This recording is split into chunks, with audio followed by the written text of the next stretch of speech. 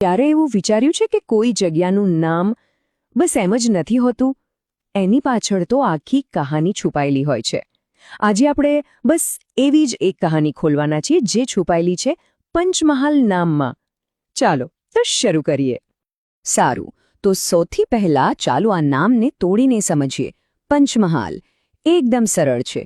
પંચ એટલે કે 5 અને મહાલ એટલે કોઈ પ્રાંત અથવા એરિયા, એક વિભાગ. તો શાબ્દિક અર્થ શું થયો? 5 પ્રાંત. પણ અહીં જ તો અસલી સવાલ ઊભો થાય છે. આ 5 પ્રાંત એટલે કયા?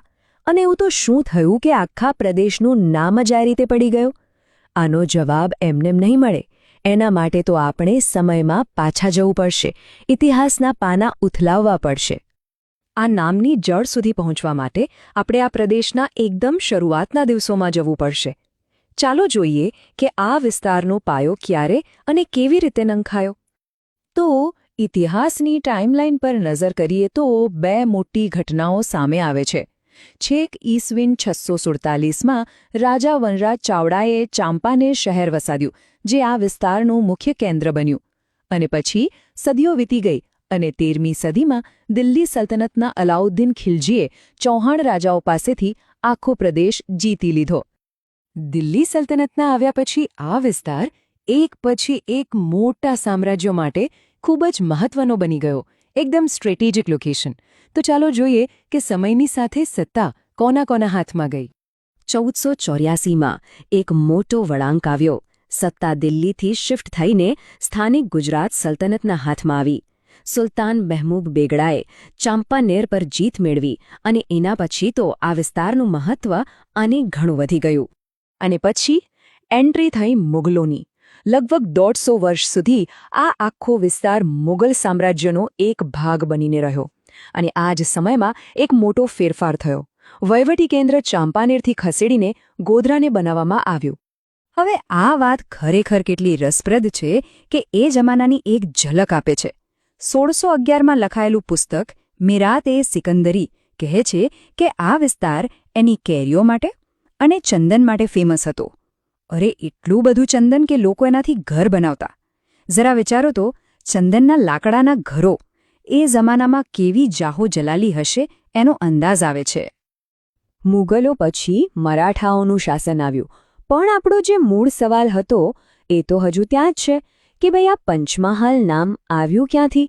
તો ચાલો હવે આપણે સીધા એ જ પોઈન્ટ પર આવીએ જ્યાં આ રહસ્ય ઉકેલાય છે. આ તારીખ મગજમાં બરાબર ફિટ કરી લેજો. 1861. સદીઓનો ઇતિહાસ પસાર થઈ ગયો અને પછી આવ્યું આ વર્ષ જેણે પંચમહાલને એની સાચી ઓળખ આપી. આ એક ટર્નિંગ પોઈન્ટ હતો. અને અહીં જ આખી વાતનો ખુલાસો થાય છે. થયું એવું કે 1861માં ગ્વાલિયરના સિંધિયા રાજવંશે 5 તાલુકાઓ અંગ્રેજોને સોંપ્યા. કયા 5? તો એ હતા ગોધરા, દાહોદ, હાલોલ, કાલોલ અને ઝાલોદ. બસ આ જ હતા એ 5 મહાલ. અને આ 5 તાલુકાઓના સમૂહને લીધે જ અંગ્રેજોએ આખા વિસ્તારને ઓફિશિયલી નામ આપ્યું પંચમહાલ. તો આ હતી એની પાછળની કહાની. ચાલો, નામનું રહસ્ય તો ઉકેલાઈ ગયું. પણ વાત અહીં પૂરી નથી થતી. બ્રિટિશ શાસનથી લઈને આજના ગુજરાત રાજ્ય સુધી પંચમહાલની સફર કેવી રહી એ પણ ફટાફટ જોઈ લઈએ. તો આ જિલ્લાની એડમિનિસ્ટ્રેટિવ જર્ની 3 મોટા સ્ટેપ્સમાં વહેંચાયેલી છે. પહેલાં તો એ બ્રિટિશ રાજ હેઠળ બોમ્બે પ્રેસિડેન્સીનો હિસ્સો બન્યો. પછી 1947માં ભારત આઝાદ થયો ત્યારે એ બોમ્બે રાજ્યનો ભાગ બન્યો. અને છેવટે 1960માં જ્યારે આપણું ગુજરાત રાજ્ય બન્યું ત્યારે પંચમહાલ જિલ્લો ગુજરાતનું એક અભિન્ન અંગ બની ગયો. અને આજે પણ જે ગોધરા મુઘલકાળમાં વહીવટી કેન્દ્ર બન્યું હતું એ જ આધુનિક પંચમહાલ જિલ્લાનું હેડક્વાર્ટર છે. એ બતાવે છે કે ઇતિહાસની અસર કેટલી લાંબી ચાલે છે.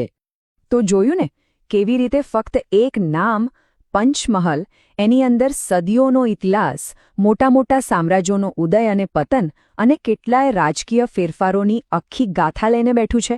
આ એક વાત વિચારવા જેવી છે, નહીં? કે આપણી આસપાસની જે જગ્યાઓ છે, જેમના નામ આપણે રોજ લઈએ છીએ, એમની પાછળ પણ આવી કેટલી અજાણી વાર્તાઓ દટાયેલી હશે.